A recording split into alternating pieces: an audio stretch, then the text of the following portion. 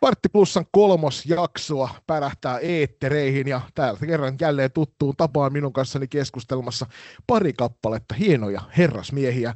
Köpsi Jussi on teille jo tuttua kauraa, mutta täällä toinen herrasmies on ekaa kertaa eetterissä. Jussi, Juha Vauhtipyörä Ahola, tervetuloa nyt ihan näin virallisesti tähän lähetykseen. No kiitoksia paljon ja mukavaa, että pääsin mukaan.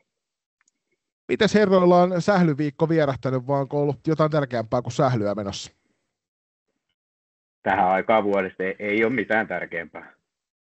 Ja se on treenien ja pelien seuraamisen puitteissa mennyt. Joo, täällä Oulussa on nyt mennyt omalta osaltaan aika lailla töitten merkeissä, ja salibändikuskauksiakaan nyt ei ole salibändin vanhempana ollut, kun nuorempi tyttö on ollut tuossa sairaana. Vanhempi tyttö, kun lukee jo niin omiavuin sinne reeneihin, ettei ole paljon enää apuja kyselty, mutta oikeastaan valmistautuessa tuohon viikonloppuun selostushommiin on nyt huomenna pari peliä selostettavana, niin sillä tavalla säpämerkeissä. Ja tietysti Pallo keskelle uusin jakso tuli kuunneltua, niin sitten on vähän pohjaa tähänkin lähetykseen, että on kartalla, missä mennään. Ja Vauhtipyörä aina mainostaa meitä tuolla TikTokin ja Instagramin story-puolella, että näkyy aina Pallo keskelle logot selässä, kun lenkillä ollaan, niin se on ihan hieno. Ihan hieno. Ehkä sulle pitää kuin talvitakki hankkia, missä on vielä se PK-logo selässä sitten. Se olisi kova. Niin. Menneellä viikolla käytiin kaiken näköistä upeaa vääntöä, eiköhän me lähdetä saman tien noihin matseihin kiinni, sillä Suomen Cupkin on pakko mainita tästä instanssissa. 2 isoa yllätystä nähtiin edellisviikolla sekä F-liigassa että Suomen Cupissa. Otetaan kiinni ensin tästä Suomen Cup-yllätyksestä. Saimaan Pallo voitti Klassikin kotonaan lukemin 4-3, joka tuotti sitten tietysti hyvinkin vahvan revanssihengen Klassikille siihen kotiotteluun F-liigassa, kun Saipa saapui Black Boxiin. Ja toi matsihan päättyi sitten peräti 13-2. Tunnetusti tuota Suomen Cupin ottelua ei kukaan voinut katsoa, koska sitä ei tullut striimattua. Mutta tuosta F-liiga-ottelusta täytyy sanoa itse kyllä, kun sitä katseli, että ei ollut Saipalla sitten palaakaan. No toi oli just toi Suomen Cupin peli, se minkä olisi halunnut ainakin näin jälkikäteen katsoa, että mitä siellä tapahtui, miten se Saipa se yllätysvoitto otti. Nyt pystyy sitten katselemaan tilastoja, ja ne nyt tunnetusti on mitä on. Niin mutta ei yllätä se revanssi mielestäni, että sen jälkeen ihan pikkasen ärsytetty Klassik ja sama joukkue vastaa seuraavana päivänä ja 13-2 taululle ja taakko adieu. Mutta tuo kuvastaa hyvin justiin sitä urheilussa, että jos lähtee vähänkään löysinranttein otteluun, niin voi käydä kuinka vaan, ja muistan itsekin aikoinaan kolmosdivaari futisjoukkueessa, kun haastettiin paikallinen puulaakin joukkue, niin aloituspotkusta lähtien meillä oli ihan semmoinen ylimielinen asenne, niin me meinattiin oikeasti hävitä se ottelu ja saatiin pikkasen, oli pelaajavalmentajana, niin apuvalmentajalta korville, että pitäisikö ottaa niin kuin alusta asti tosissaan. Niin tuo Suomen Cupi ei syvemmälti tässä nyt isketä kiinni, mutta juuri äsken MM-kisoihin valittu Mia Maaranen muun muassa tulitettiin tuossa Black Box-ottelussa vaihtoon, ja sitten tietysti usealle ihmiselle junioripuolelta hyvinkin tuttu maaliruisku Vilja Kuutniemi päräytti mukavat 4 maalia tuohon peliin, ja siellä se junnuketju muutenkin kokonaisuudessaan esitti suorastaan uskomattomia otteita. Niin kyllä tuollaisten nuorten esiin nousua, ja tai jälleen kerran pitää mainita, että sieltä on niin kovaa seppää tulossa. Ja aika hienon näköistä näytöstä oli, en tiedä ehtiikö herrat sitä ottelua kokonaisuudessaan katsoa, mutta ei voinut mitään muuta kuin nautiskella, kun tuommoiset juuri täysikäisyyteen ehtineet tai jopa sen alla olevat tyypit siellä pyörittelee palloa ja vie vastustaa kuin kuoriämpäriä. Joo, se on ihan mahtavaa, että nyt alkaa tulee niitä pelaajia tuohon täysikäiseksi, jotka on ikänsä pelannut salibändiä, ja se näkyy. Se on hienoa. Se on just näin. Jatka vaan. Joo, sano vaan. Niin, eikö tuossa justiin niin esimerkiksi Vilja Kuutniemi ja Zara Kaufin kausta, että vuosia sitten, kun voittivat Suomenmestaruuden tuossa silloin Nipakos Kokkola-Vaasan tiimoilla, niin kyllähän se täytyy sanoa, että olihan heillä jo silloin sellaista kykyä, ja heillä oli tosi leviä rosteri, ja sieltä niitä pelaajia on paljon noussut nyt tuonne eri joukkuihin. Pirkoissa on luikusiskoksia ja muita, että siellä on tehty niin kuin pitkäjänteistä työtä siinä junioritten kehittämisessä, ja kyllähän Kuutniemi on ihan uskomaton suorastaan sniperi, kun saa maalipaikan, niin siellä jossain kyttää ja pallo on pussissa sitten yhtäkkiä. Joo, Maarasen piti sanoa vielä sen verran, että tosiaan niin vaikka nyt vaihtoon pommitettiin, niin en ole silti mitenkään huolissani. Se on kuitenkin salibändimaalivahti, kun jätetään yksin, niin tulos on sitten aika karu sen jälkeen. Ja lukemista päätellen voidaan todeta, että aika yksi on ollut. Niin, ja kuten noista maalivahtitilastoista, jotka tässäkin jaksossa pyörii, niin voitte todeta, että siellä Sarasov ja Rapo, joka toi toinen maalivahti, on siellä Saipassa, niin ei ole huonosti pelannut hänkään, joten sinällään ei lainkaan hassumpi vaihto. Tässä oli nyt käsitelty tämä Saipa Classic-kaksikon ottelut, niin mennään seuraavaksi sitten, kuten tuossa jo ennen tallennuksen päälle laittoa sanoin, niin Juhalle hyvinkin tutun joukkueen edesottamuksiin. Nimittäin yleensä aina puhutaan siitä, että kun rankatankat lähtee reissuun, niin kaikki on etelässä, ja nyt tulivat tällä kertaa Turkuun. Vastassa ei enempää eikä vähempää kuin monivuotinen mestarikandidaatti Turun Palloseura sekä seuraavana päivänä FPC Loisto, ja Ankat tuli ja otti täydet 6 pistettä Turusta. Ja se on temppu, johon en usko, että ankkojen rosterin ulkopuolella ihan hirvittävän moni uskoi. No varmasti näin, ja kyllähän siitä moni laskelmoi, että josko sen Loiston voittaja Turun kanssa, niin kuin Tepsin kanssa koittaa taistella, mutta siellä on aika hyvin löytynyt nyt ankoilla se ykkös-kakkoskentän laiturit on nakuttanut aika hyvin tuonne tehotilastoihin itsensä, ja kolmoskenttä on hyvin roolitettu sitten siihen puolustavaan rooliin. Hekin kyllä pystyy maalipaikkoja välillä luomaan, vaikkei tehokkuutta nyt ehkä niin paljon ollut, mutta onhan tuo niin kuin itseluottamusta tuova aivan merkittävästi siinä, että pystyisi niin kuin taistelemaan kunnolla keväällä vielä jopa välieräpaikasta, niin antaahan tuo paljon siihen niin kuin uskoa ja toivoa. Ja tulevaan Classic-otteluun, niin voi olla aika hauska niin asetelma. Ei sieltä Classic ainakaan nyt tai jo aikaisempien juttujen pohjalta lähteä ihan takki auki liikkeelle. Niin, tuossa mietin että miten toi on mahdollista, ja totta kai ankkojen ulkopuolelta aika harvo siihen usko. Viitaten viime jaksoon, niin ei ihan hirveästi tullut, enkä olisi itsekään uskonut viime viikolla vielä tuohon niin kuin siinä vaiheessa, kun on jaksoa nauhoitettu. Rupesin miettimään vaan tuon jälkeen, että mikä siinä mahtaa taustalla olla, että Tepsi on oikeasti sulanut 4-0 pataa viimeinen erä. 59-21 voittomaali ankoille, niin mietin vaan, että onko siellä niinku sellainen henkinen väsymys oikeasti tullut tietyille pelaajilla, että siellä ei vaan enää jakseta niinku ihan jokaiseen peliin niinku latautua silleen, ja sitten tulee tuommoisia ohieriä, ja sitten kun siellä on ankkojen tasoinen joukkue, niin ne voittaa kyllä. Ne. Sama mun mielestä ihan pikkasen näkyy myös Klassikilla, että onhan siellä, kun miettii, että ketkä on pelannut pitkään, niin Klassikin ja Tepsin pelaajat on pelannut pitkään, ensin runkosarja, kaikki pelit ja sitten siihen playoffit päälle päätyy saakka. Plus sitten siellä on ne huippuyksilöt, on vielä maajoukkue joka ainoassa tapahtumassa, niin pelejä on aika paljon ja siinä ei tule päälle nollaushetkiä juurikaan. Niin tämähän on asia, josta esimerkiksi tuolla tarunhohtoisessa NHL:ssä puhutaan monesti, että ne joukkueet, jotka tietää keväällä menemänsä pitkälle jo valmiiksi, niin että tämä runkosarja saattaa hyvinkin olla sellaista pakkopullan mutustelua.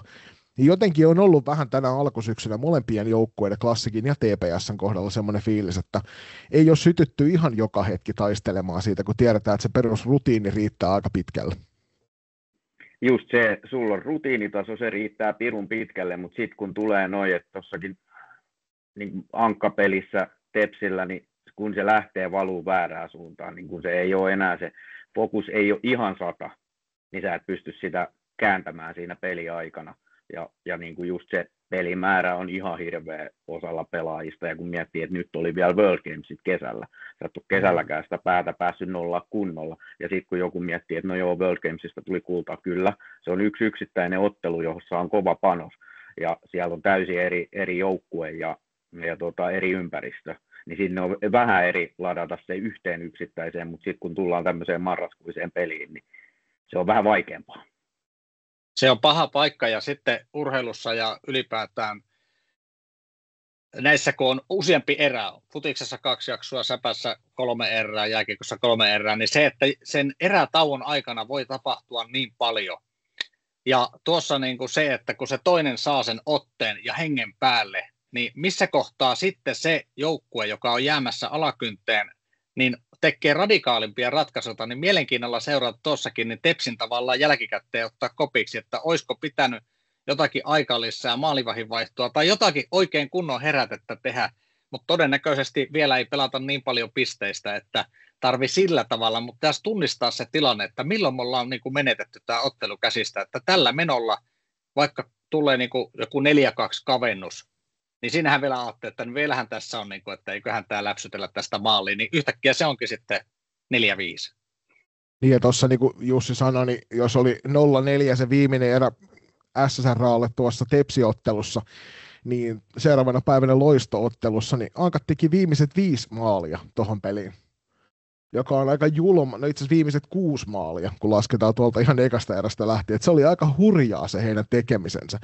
Ja Ehro Joonas nosteli edellisessä jaksossa komiasti esiin se, että Josefina Nissilä oli vaihdettu vähän uuteen paikkaan, nyt pelattiin Liinu Koiviston kanssa, ja ai herra jumala sentään, mitä taidetta se oli kentällä parhaimmillaan sen kaksikon pelaaminen. Siinä on 2 röyhkeätä, rohkeata ja ratkaisuvalmista pelaajaa.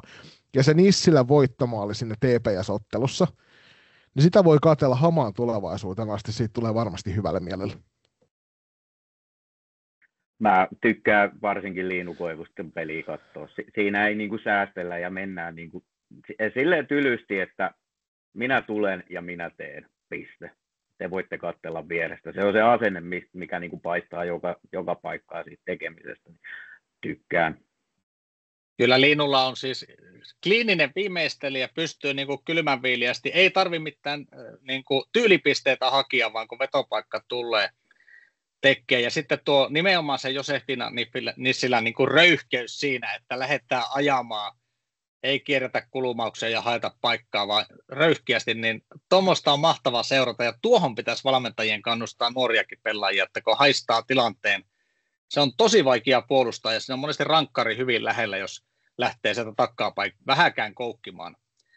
Niin on ilo seurata ja varmaan tuota kenttää ei ihan hevillä nyt sitten rikota. Niin, 13 pinnaa noihin 2 Turun otteluun, ja nyt junnuille tässä ennen kuin siirrytään tuohon viimeiseen menneen viikon otteluun, joka isommin käsitellään, niin kattokaa tarkkaan sitä, mitä tuo Nissilä on tuonut sieltä lätkän puolelta. Siellä tulee semmoisia pieniä tiputussyöttöjä kulmatilanteessa koko aika, ihan niin kuin jääkiekossa sitä kulmavääntöä pyöritetään siellä kulmassa, että saadaan sitä palloa tai siinä tapauksessa tietysti kiekkoa eteenpäin. Niin hän tekee niitä samoja juttuja, joka luo tilaa ihan samalla tavalla, kun se luo lätkäkaukalossa. Ja sieltä saadaan niistä pyörityksistä monesti sitten vielä haettua uusia maalipaikkoja. Menneellä viikolla oli pari kappaletta 30-vuotisotteluita, toinen niistä tuolla miesten F-liigan puolella, jota itselläni oli ilo olla selostumassa, ja toinen niistä nähtiin Sipoossa, Ingman Areenalla, kun 30 vuotta sitten Playgirls-niminen sipoolaisorkesteri on saanut alkonsa. Nyt OIF siellä oli emännöimässä Porvoon salibändiseuraa.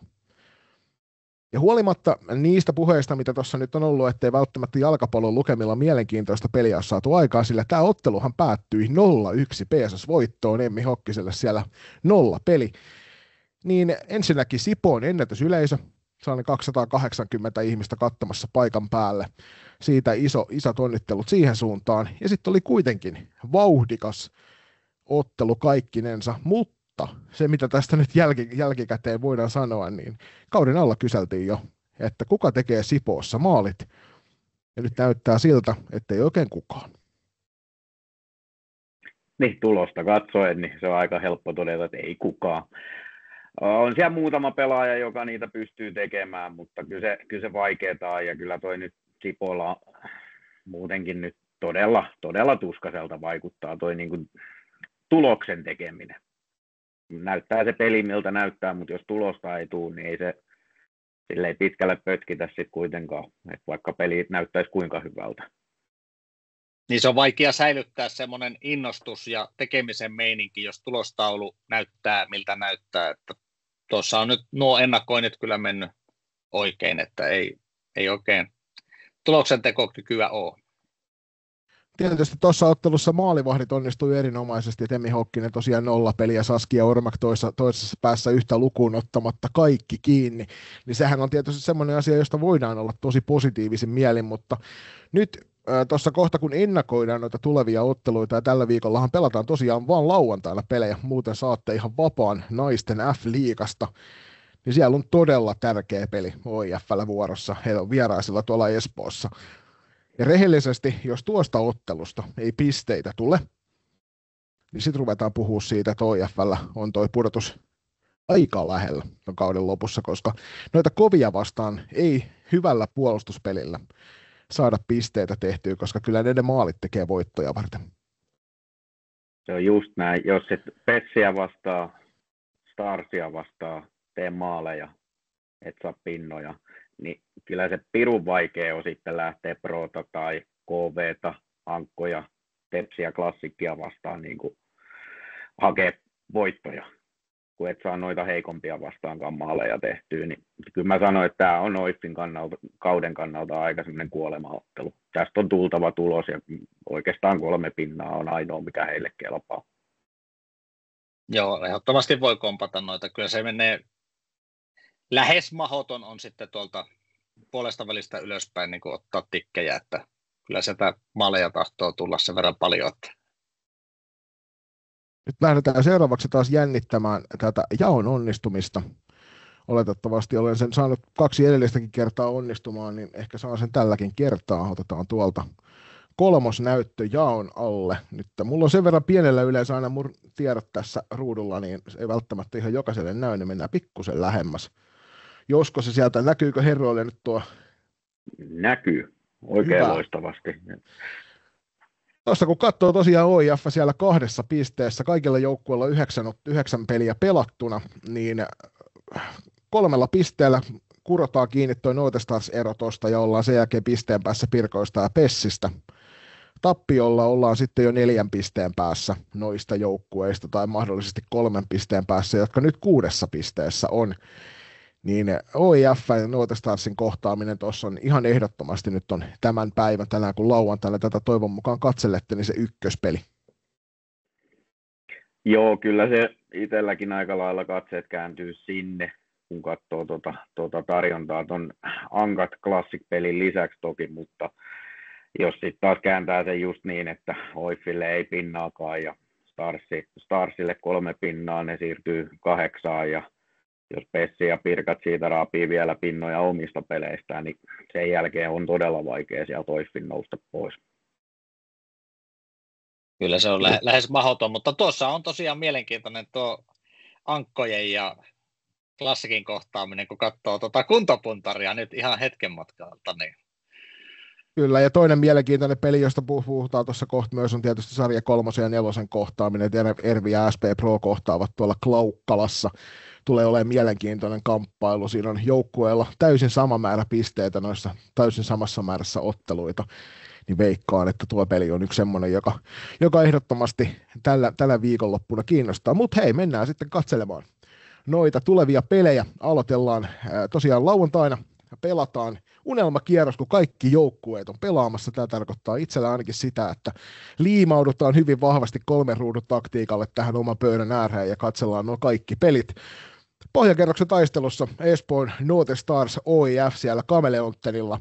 Tästä pelistä nyt on jo kaikki mahdollinen sanottu. Tämä on kohtalon ottelu. Tässä puhutaan se kliseinen 6 pisteen matsi, niin tämä on nyt juuri se.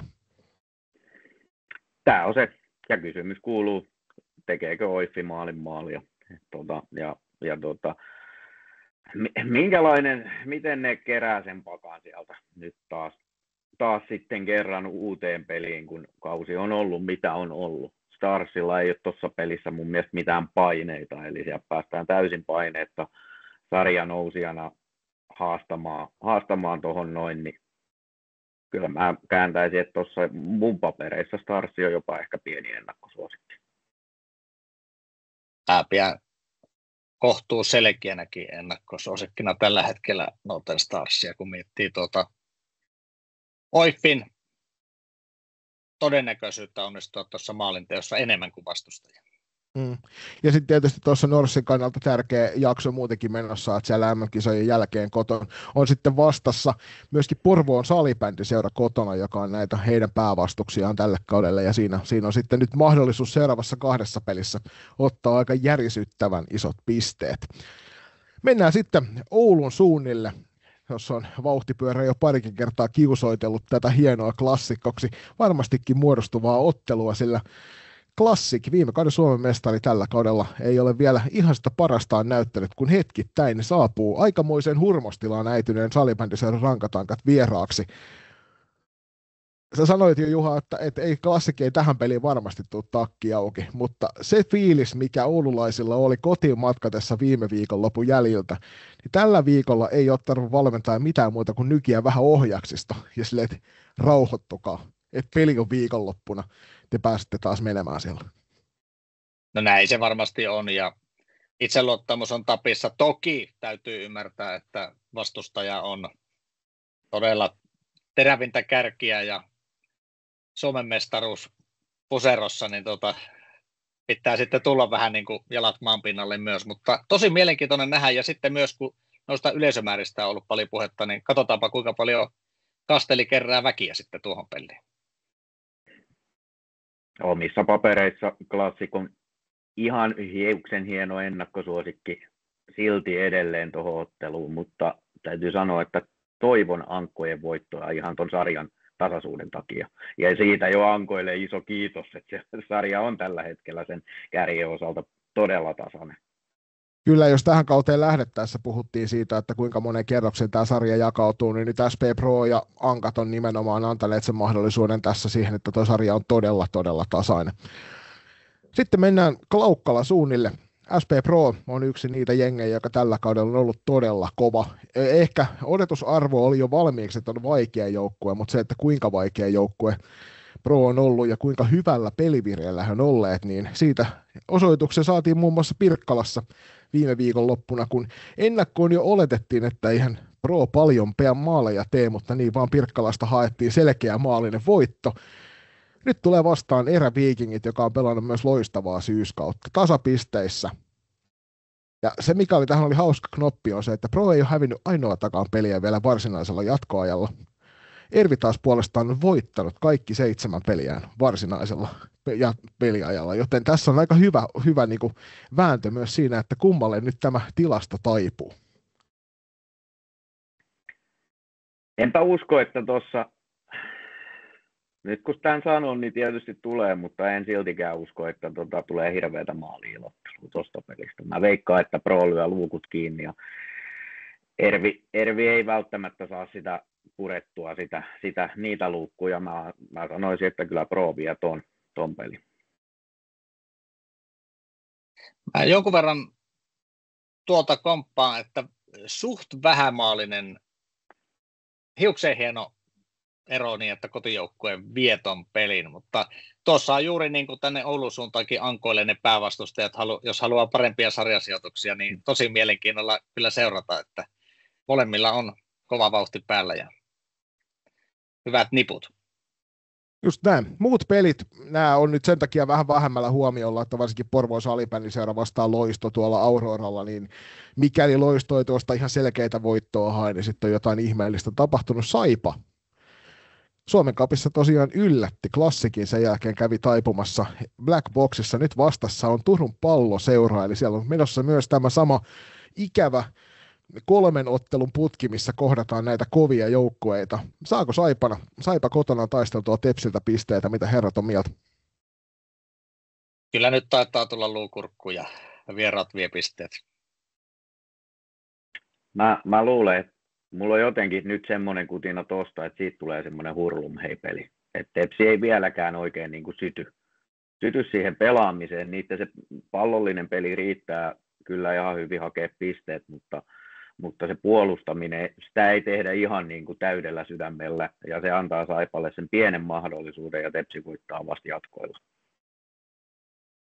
Näin, tuossa on nyt tulevan viikon otteluita taaplattu. Oliko Pessi loistopelistä herroilla jotain eriävää mielipidettä? Tämä on aika selkeä toi, että sanotaan, että 98-2 etu tonne Loiston puolelle.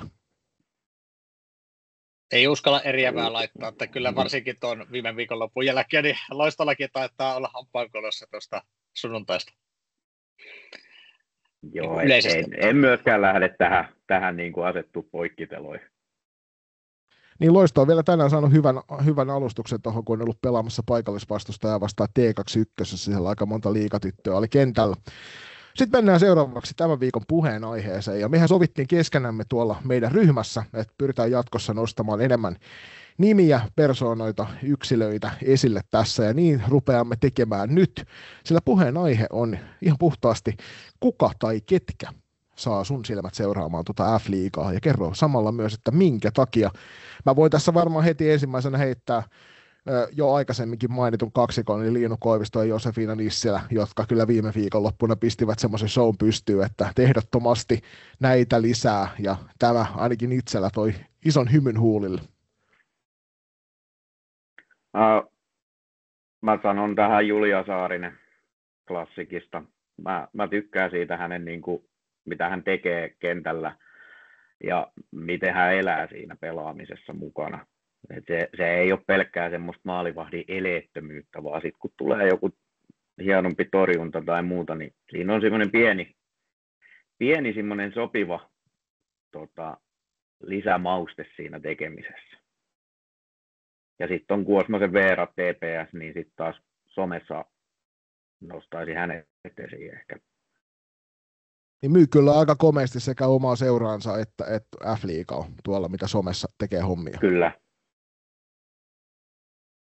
Joo, mun olisi helppo kompata Jonin kanssa tuo Josefina Nissilä, seurasin hänen pelejä jo tuossa Insidivarissa viime vuonna, kun kävin selostamassa Ahen pelejä, mutta haluan nostaa yhden toisen nimen ainakin tapetille, niin semmoinen pelaaja, jota ihailen tyyliltä, eli Sarah Gaufin Kauste, niin oli klassikissa, nousi viime vuonna erittäin tärkeään rooliin nuorehkona pelaajana ja on nimenomaan joukkuepelaaja, että jos kaveri on vähän paremmassa maalipaikassa, niin hän syöttää sille ja varmistaa joukkueen menestyksen, niin tehdään tämmöinen nosto nyt, niin en puhalla pelkästään tänne kotia päin. Joo, mun täytyy sanoa, että kun on itse ollut tuossa nimenomaisessa kova vaiheessa silloin, kun Nipakos Kokkolasta ja SP Vaasa yhdessä kilvoittelivat T16 SM-sarjaan kultaan asti, niin olin häviämässä sillä toisella osapuolella tuossa kyseisessä finaalissa, ja voin sanoa, että oli kyllä sekä häneltä että Vilja Kuutniemeltä uskomaton näytöstä. Mä harvoin teen näin ihan vaan puhtaasti sen takia, että koen sen jollain tavalla oman hänen nostamiseksi, mutta yksi pelaaja, joka on jo 12 vuotta ollut mulle semmoinen, että hei herra jestas sentään, mitähän se tänään keksii. Ja otetaan tuolta FPC-loistosta vanha valmennettavan Leija Kaisti, joka on ihan käsittämätön pelaaja. Häntä on koko sen ajan, nyt anteeksi Leija, jos sä katsot tätä, ja koet tästä jotenkin, että tämä on hirveän noloa, mutta muistan ensimmäiseltä kaudelta hetkiä, kun aikanaan sählykoulussa häntä valmensin, kun hän ei pysynyt kertaakaan pystyssä, kun hän ampui. Hän oli aina rähmällään, niin kuin suomalaiset mieskeihäänheittäjät vedon jälkeen. Mutta samalla niin alkulämmöksi muun muassa käveli siltakaadossa rappusia siellä pikkutyttönä, ja sieltä hetkistä jo oppi tuntea sen, että tästä tulee jotain poikkeuksellista, niin peloton nuori nainen on aina ollut kyseessä. Nyt se näkyy isosti myös F-liiga-kartalla, ja toi on ihan käsittämättömän upeata seurattavaa. Nuorten esiinmarssi ylipäänsä muutenkin, mutta Leija Kaisti on semmoinen, että koskaan et tiedä, mitä hän keksii kentällä. Kyllä, ja pelaa joukkueelle, ja on tosi nöyrä pelaaja. Joo, ja sanoisin kyllä tähän niin kuin kaikille pelaajille, että niin kuin rohkeammin vaan sitä omaa persoonaa esiin. Niin kuin varsinkin siellä pelikentällä. Se myy kuitenkin lippuja sitten sekin.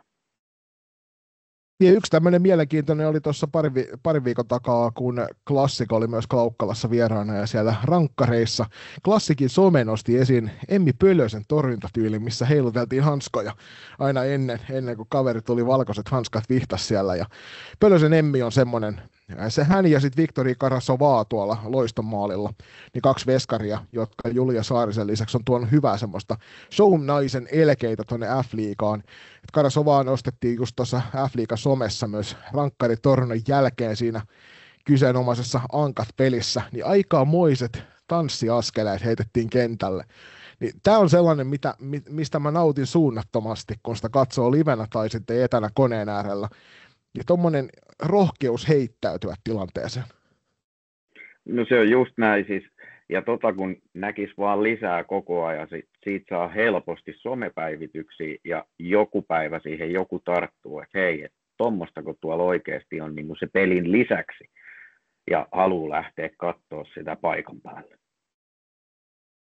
Kyllä, ja sitten niin kuin tuuletetaan maalle ja annetaan tunteiden näkyä ja muistetaan vaan siinä samalla, että kunnioitetaan vastustajaa samalla, että se kun säilyy, niin näytetään kunnolla ne fiilikset, mitä siellä syntyy niistä tilanteista. Ja salibändi on siitä huikea laji, että tilanteet voi vaihtua tosi nopeasti ja se on niin tiivis tunnelma siellä hallissa, että se yleisö voi oikeasti olla se ylimääräinen pelaaja siinä, mikä varmaan tuolla miesten puolella Kastellissakin on nähty, että siellä on paljon selkänojia, sanotaan näin yleisöstä. Se on nimenomaan toi juttu, että siellä niinku ton tunteen näyttäminen. Me puhuttiin tästä Juha sun kanssa ennen kuin laitettiin mikit päälle tähän lähetystä varten, niin tunteen näyttäminen on asia, joka esimerkiksi Oulussa, ja siitä nyt Ehro Joonakselle isoa hatunnostoa, hieno kirjoitus tuolla Pääkallon sivuilla, täytyy omia nostaa, kun mahdollisuus. Siellä puhuttiin Olssista, ja siitä, miten se joukkue ja katsojat siinä samalla on syttyneet ihan uudenlaiseen liekkiin, kun joukkueelle on annettu lupa olla aitoja, rehellisiä itseään ulospäin, ja katsojat sitten taas puolestaan on kiittänyt sillä, että siellä on yhtäkkiä 2 kertaa enemmän ihmisiä paikan päällä. Niin me ollaan puhuttu vuosia siitä, että mitä tämä laji voisi tehdä, että se olisi kiinnostavampi. Niin musta tuntuu, että tuolla Oulusuunnilla on löydetty ainakin osittain semmoinen kultasuoni siitä hommasta, eikä se kauhean vaikea tuossa, vaan löydät pelaajia, jotka nauttivat siitä, että he saa näyttää ulospäin, että kuinka kivaa tämä on. Joo, ja toihan lähtee sieltä junnuista asti. Siellä junnuvalmentajille myös se, että niinku rohkaiskaa jo junnuina niitä pelaajia näyttämään tunteet, sekä negatiiviset että sit varsinkin ne positiiviset tunteet. Ja samaan aikaan tekee just sitä, mitä Juha sanoi, että kunnioittamaan niin vastustajaa ja katsojia, tuomareita ja myös sitä omaa joukkueporukkaa, mutta sillä saadaan sitten loppujen lopuksi sitä porukkaa sinne hallille, toivottavasti huomattavasti lisää. Kyllä, ja just se, että kun some mahdollistaa meille IG:t ja TikTokit, että niitä videoita otetaan sieltä oikeista tilanteista, niin seuroille vaan rohkeutta tehdä. Meillä on paljon edelläkävijöitä, niitä, jotka tekee, niin tavallaan Olsset ja muut, kun tekee paljon sitä nostamista, sitä tunteesta, niin me halutaan paikan päälle mennä itse kokemaan se juttu. Voihan me Metallican biisejä kuunnella tuolta YouTubesta, mutta onhan se ihan eri mennä konserttiin. Se on just näin. Siinä oli meidän kattaus aiheesta. Tällä kertaa Classic Pirkat, joka pelataan tuossa ensi viikon torstaina, niin käsitellään sitten siellä ensi viikon jaksossa tarkemmin se ottelu, kun se meni sen keskiviikon tulosrajan yli. Mä pidän tätä fantasiarajaa tässä niin kuin tärkeänä, että mennään fantasiasta fantasiaan, niin keskiviikkona tuo aikakausi loppuun, niin mennään siitä eteenpäin. Sen verran sanotaan tähän kuitenkin loppuun, ennen kuin sanotaan herroille hyvästit, niin maajoukkuetauko lähestyy kovaa vauhtia viikon päästä, kun pelataan viimeisiä pelejä ennen maajoukkuetaukoa, niin sovimme tuossa ainakin Saavalaisen Jaakon kanssa, istumme täällä silti rupattelemassa salibändistä ihan tyypillisen vartti plussan tyyliin silloinkin, kun ei F-liigaa pelata, joten ole ihmeessä myös paikan päällä silloin, kun jutellaan vähän vaikka noista naisten MM-kisoista. Mutta iso kiitos Jussi, iso kiitos Vauhtipyörä siitä, että saavuitte rupattelemaan näin perjantai-iltasella. Onko teillä heittää sinne jotain terveisiä, vaikka äidille lähetä lisää rahaa, niin kuin MM-kisoissa lätkän puolella on tapana tehdä? En lähetä, kun ei äitikään lähetä kuitenkaan lisää rahaa. Ei kai. Äitille terkkuja. Joo, mä lähetän äitille kanssa terveisiä. Hän on niin innolla aina noissa lasten harrastuksissa katsomossa aina silloin, kun on mahdollista. Ja tietysti pallo keskelle viikonloppuna ja sitten lähdetään tunteella näkemään, että mitä siellä tapahtuu velikentillä. Kiitoksia herrat ja ei muuta kuin oikein mukavaa sählyviikkoa kaikille, joka pärähtää käyntiin tietysti, kun tämä jakso saapuu teidän eetteriin.